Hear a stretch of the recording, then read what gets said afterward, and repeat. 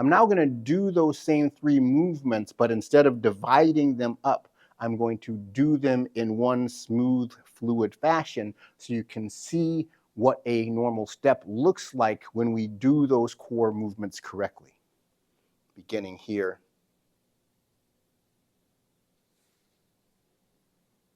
That is the step that you'll do if you're moving your core in that way. And what you'll notice is the posture stays vertical. There's no leaning forward. There's no crashing into the heel. The heel places very smoothly with no impact or very minimal impact. And we just change the weight as soon as the heel touches the ground. We use the lower abs to pull ourselves forward and root the forward leg, and then the hip to lift us forward again. So every step should be fluid and graceful and low impact. I'm going to do the sequence from Grasp the Sparrow's Tail, and then I'm going to take it into a normal walk again. Beginning here. I'm going to try to do it very slowly.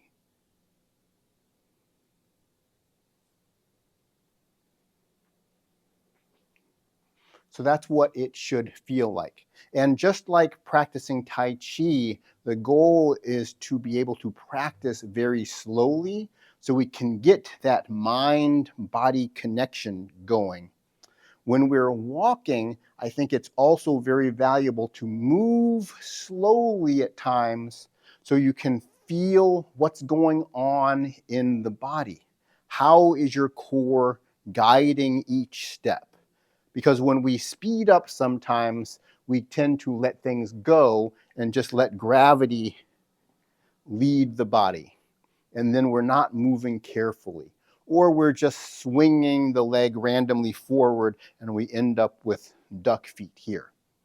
You can achieve optimal walking technique if you apply some of these Tai Chi principles to your daily movement. And that is why Tai Chi is one of the best exercises for helping prevent falls and improving balance.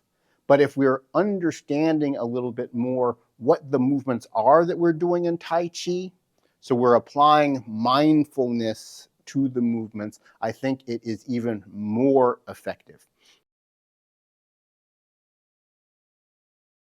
Hey everybody, welcome back to the channel.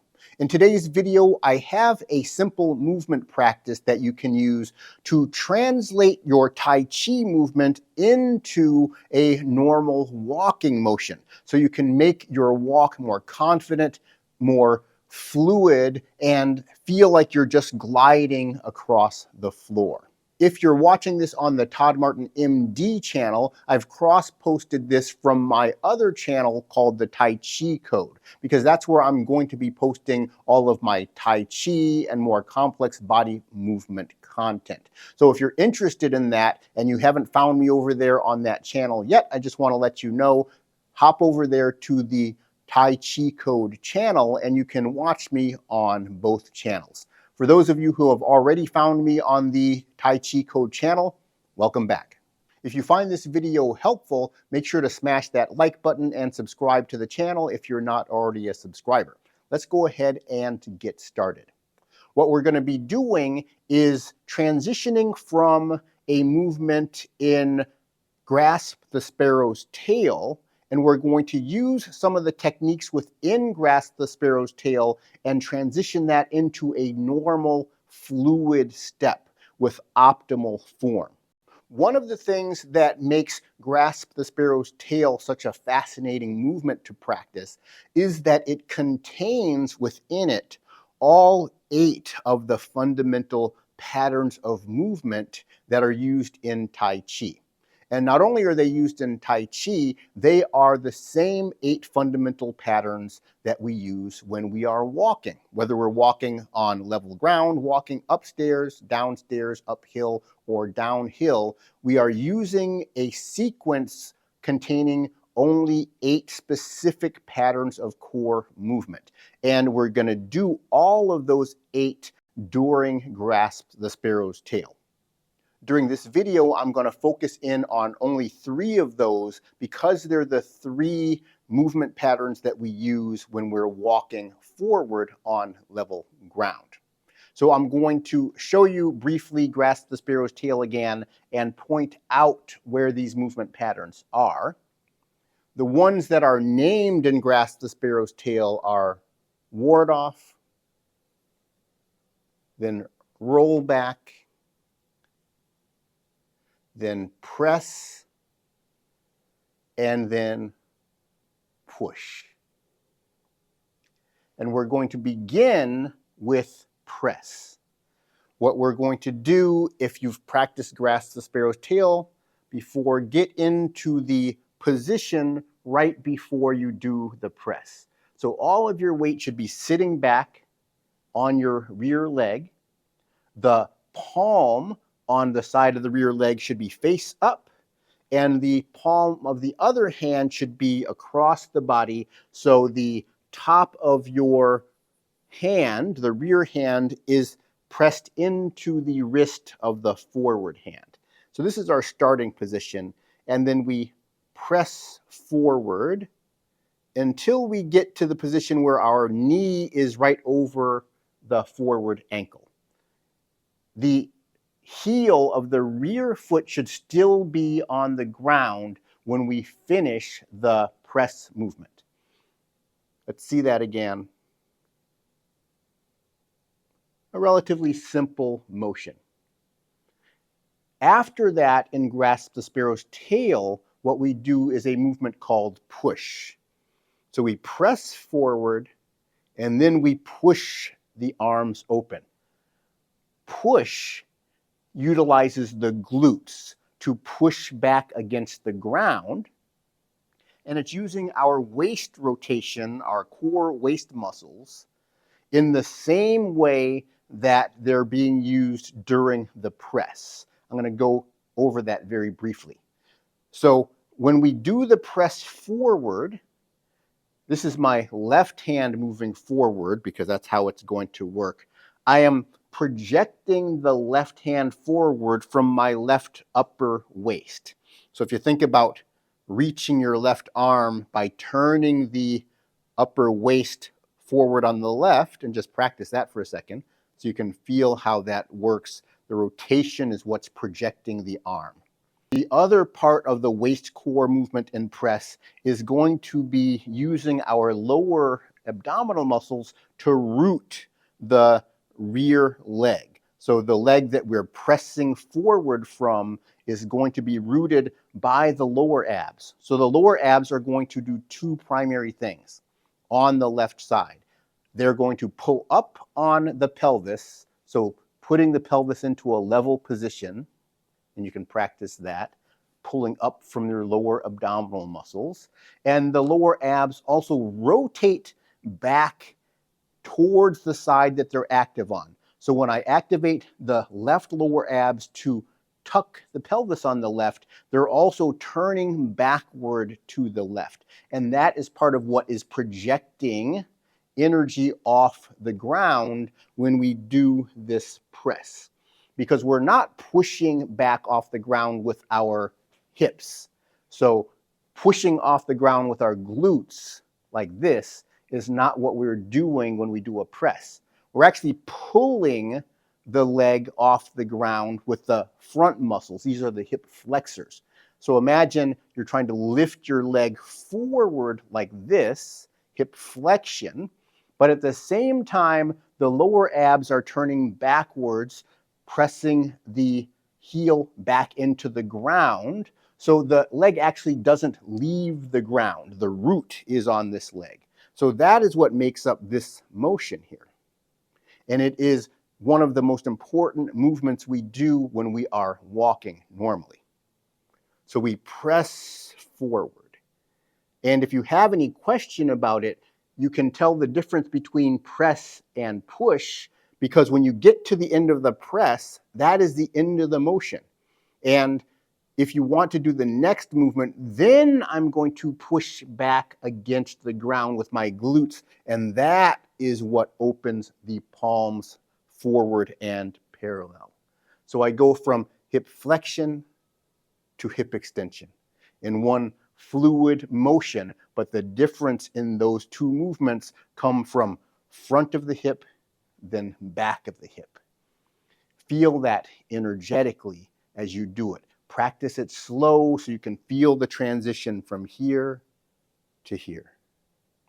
So that's where the movement begins. Now what we're going to do is the second part of a normal step.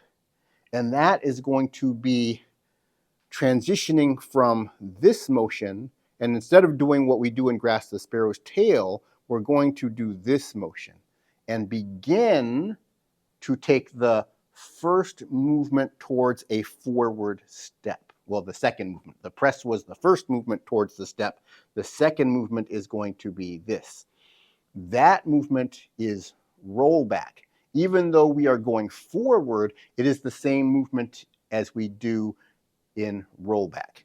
When we're doing the rollback, the only difference in the core action is that instead of turning forward on the left, as I did during the press, I'm going to turn forward now on the right. And that is going to bring the body up a little bit, is going to lift the rear heel off the ground. And it's going to move us a little bit further forward. So I'm going from press to roll back. When we do roll back, the upper waist and the lower waist are turning in the same direction. And they're turning toward the hip that is flexing. When we do roll back and Grasp the Sparrow's Tail, we go to this position and then we flex the right hip and turn the upper and lower waist to the right, sinking everything into that flexing hip. So that's what rollback looks like when we're going backward. When we're going forward, rollback looks like this. It's a rotation all towards that rear foot as it flexes, as the hip flexes. So that's what it looks like. But we're doing it after we do the press, and then just turn the body forward on the right if your right foot is forward, and that's what gives you the rollback movement. You should notice that your ankle automatically plantar flexes or pushes down when that happens. So after you finish the press, focus on your waist muscles and feel the rotation forward on the left at this point. And what we're going to do is turn forward on the right and see if you can connect that to the rest of the core movement and have this action happen where you go forward and your heel comes up and the body begins to rise. And the goal is to make that as fluid and seamless as possible. Movement 1, movement 2. Now we're up to the third movement, and that is going to be changing our root from the rear leg to our forward leg. When I'm in this position, my left leg is still rooted because the belly button or lower abs are still turning back and to the left. What I need to do is change the root from my left to the right by taking the belly button or the lower abs and turning them to the right. And you see how the rear leg now releases from the ground. All of the root is now fully weighted on the forward leg. And this is where we're now going to do the final movement, which is repeating the press that we did. But now we're going to do the press on the right side instead of the left side. And that is going to create this motion here, which is the final part of our step. So there are 3 parts to any normal walking step when we're going in a forward direction. There is the swing through, which is going to be the equivalent of the press. There is the point where we raise the rear heel, which is this motion here. That actually is going to correlate with when you bring your forward heel down. Then there's the shift of the weight or the shift of the root. And that occurs here by tucking the abs, the lower abs on the right, and releasing them from the left. Now we're ready to start over because we're going to do the swing through again. So what I need to do in addition to the waist action I have going on here, upper and lower abs, is I need to activate the hip in the same way I did to do the press over there. And then now the press is going to be here. If I were to have my hands in this position, it would look like press. But it causes the swing through of the step because of where the position of the body is. So if I call out the name of the movements, we have press, roll back. When I tuck the belly, lower abs on the right, that roll back becomes split. Split as if we would do Pardon the Wild Horse's mane. So press, roll back, tuck under is split, and then now we have press again. That is the swing through. And after the swing through, we go through the cycle on the other side. So we had press, roll back, split, press, and then now roll back on the other side is what is going to lift the rear heel just like it did before, but now it's going to also bring the forward heel down. So that is what the rollback is going to do as I turn forward on the left. And then I'm going to change the root from right to left by tucking the belly button. And then I'm going to press or lift myself forward again. And then roll back, split, press. Roll back, split, press. That is the sequence of Tai Chi energies that we use when we are walking on level ground. I'm now going to do those same three movements, but instead of dividing them up, I'm going to do them in one smooth, fluid fashion so you can see what a normal step looks like when we do those core movements correctly. Beginning here.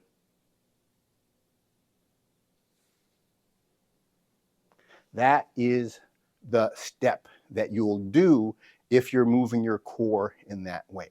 And what you'll notice is the posture stays vertical. There's no leaning forward. There's no crashing into the heel. The heel places very smoothly with no impact or very minimal impact. And we just change the weight as soon as the heel touches the ground. We use the lower abs to pull ourselves forward and root the forward leg, and then the hip to lift us forward again. So every step should be fluid and graceful and low impact. I'm going to do the sequence from Grasp the Sparrow's Tail, and then I'm going to take it into a normal walk again. Beginning here. I'm going to try to do it very slowly.